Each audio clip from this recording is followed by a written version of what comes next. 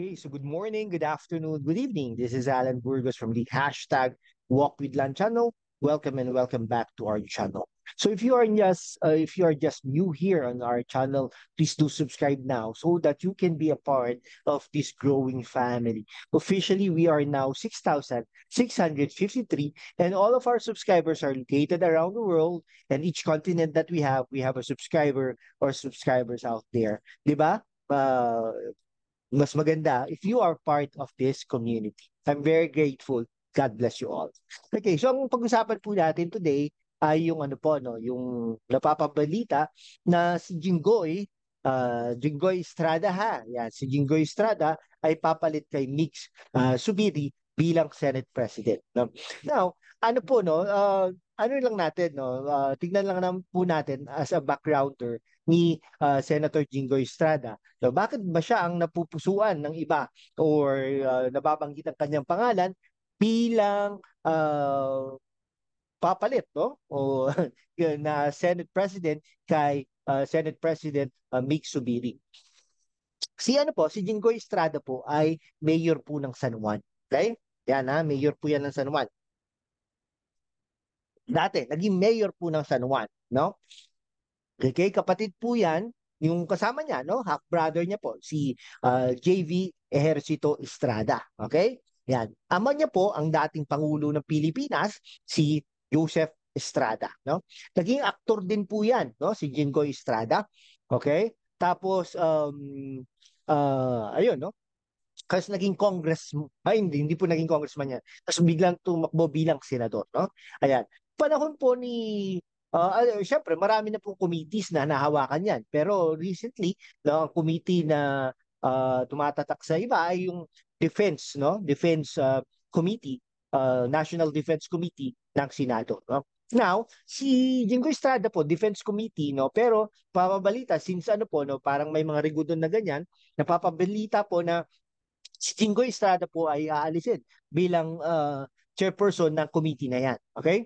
So, hindi rin po siya pinapirma doon sa parang loyalty check na resolution na nagano na sumusuporta, no. Actually, ang pinapirma lang daw doon ay 14 senators. Okay? 24 senators. 24 senators. So, ibig sabihin, 10 lang po ang hindi pinapirma, including Jinggoy Estrada. Pero sabi naman niya, pipirma siya.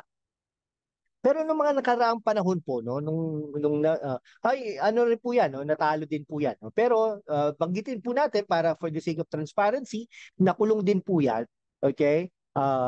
Nakulong din po yan, no? Sa PNP Custodial Center, dyan sa PNP. And then, ano po yan, no? Si Jinggoy Estrada po ay nakasuhan ng mga doon sa ano, yung parang PDAF, no? Yung kay Napoles.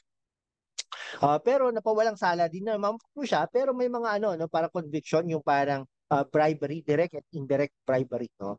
Hindi ko lang alam, hindi naman po siya nag-resign. Sabi ni Mig Subiri ay personal lang naman ito, no? Hindi siya pinag-resign or hindi siya nag-resign, pero nandiyan pa rin siya bilang senador, no. Pero no, mga nakaraang panahon, sa panahon ni Senate President Enrile, no, Juan Ponce Enrile, kasi hindi po, no, si Juan Ponce Enrile po ay naging Senate President, no? During those times, I remember, naging ano po yan, no? Senate President pro tempore.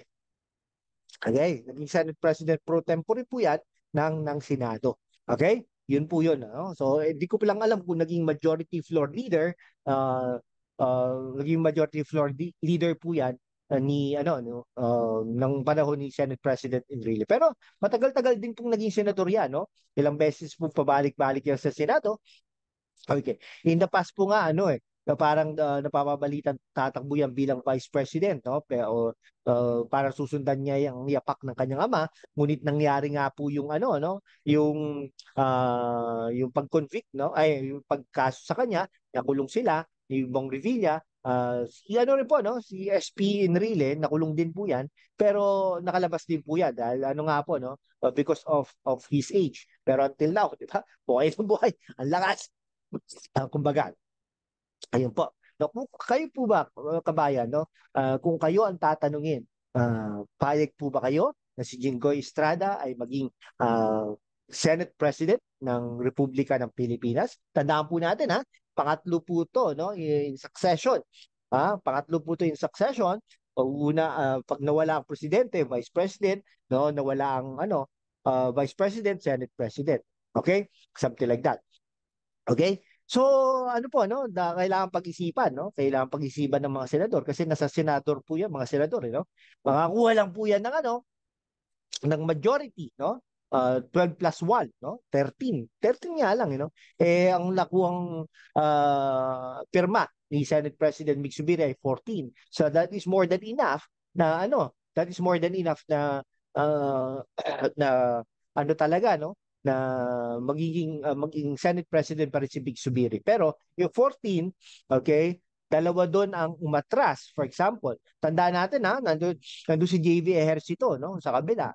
Nandun din si Mark Villar. Okay? Yung dalawang yon. For example, pumanig kay Jinggoy Estrada kasi si Cynthia Villar ay hindi yata rin pinapirma. Kinumbinsi ni Cynthia Villar ang anak niya, Mark Villar. O dito ka na. Okay? So, ibig sabihin, baka maging na yun, di ba? Maging 11 na, no? Okay? Ah, biglang umano pa, no? Sino ba nga to? Si JV Ejercito, since bati na naman sila ni Jinko Estrada, okay, baka naman, bro, ay suportahan mo na ako. Ganyan, something like that. So, ibig sabihin, baka maging 12-12, no? Okay, so if that is the case, mawawala ang Senate presidency kay Senate President Mig Zubiri. Okay, sige. Hanggang dito na lang pa. Or, meron pang consensus meron pang sinasabi baka si Lauren Legarda. No, baka kung hindi si Jingo Estrada, Lauren Legarda, yung 12 na yon, pwedeng pumalik na kay Lauren Legarda. Okay? O, 'di ba? Plus Lauren Legarda, 13. So simple majority na yon, 'di ba? Something like that. Okay? I do not know kung 12-12, no? Anong andun. Pero syempre, definitely, pag gano'n, mawawala ang Senate presidency kay Mig Zubiri. Sige, hanggang dito na lang po mga kaibigan ko. Mag-comment lang po kayo dyan kung payag po kayo na si Jingo Estrada ang papalit bilang Senate President ng Senado, no? Kapalit ni Mig Zubiri. Hanggang dito na lang po mga kaibigan ko. Maraming salamat po sa inyo. God bless you all.